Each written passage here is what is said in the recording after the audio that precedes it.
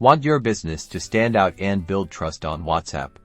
Let's unlock the power of a professional display name on Aisensy. First, log into your Aisensy account. Navigate to the Settings menu, typically found in the bottom left corner, or Profile Settings. Look for something like Account Settings or Business Profile.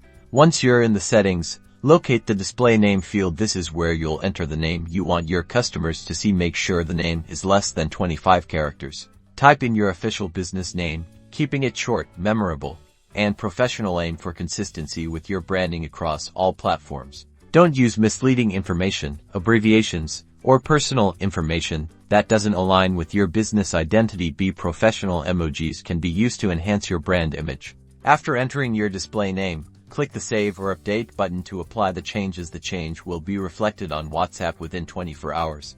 Now, when you message your customers, your clear and professional display name will build instant recognition and trust, making your communication more effective. For more help with Aisensy or WhatsApp business, check the Aisensy Help Center or contact their support team. They are always available to help you.